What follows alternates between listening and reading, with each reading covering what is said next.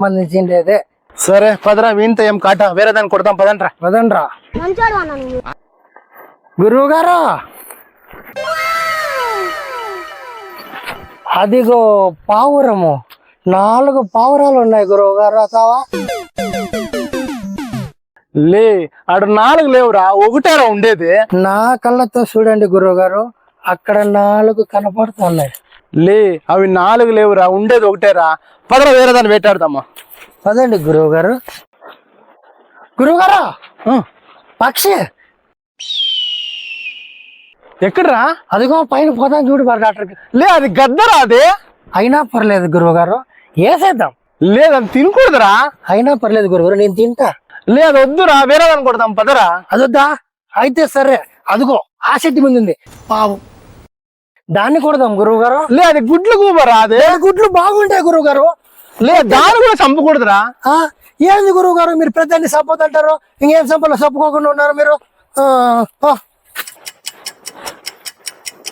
గురువు గారు, అడిగి పంది.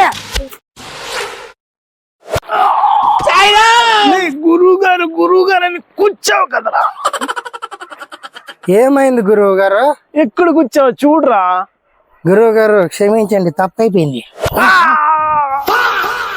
గుచ్చినప్పుడు కూడా ఇంత నొప్పిగా లేదు కదరా. సారీ గురువు గారు. మళ్ళా ఎందుకు కూర్చావురా? మీరు నొప్పిస్తుంది అన్నారు కదా గురువు గారు, తీసేయమంటారా? గురువు గారు, కుక్క గురువు గారు. ఏ కుక్క,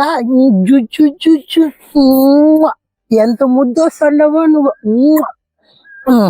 ముద్దొస్తాను. అది కుక్క కాదురా, సింహం. నిజమేరా నువ్వు చెప్పింది, అది సింహమే, కాకపోతే గ్రామ సింహం.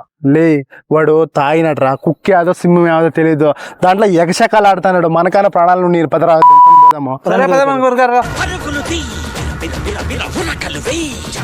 రే బాద్షా, మహారాణి గారి చున్ని కాపాడకపోతే నువ్వు కాపాడి నీ ప్రాణాలకు విలువ లేదురా. పదరా బాద్షా.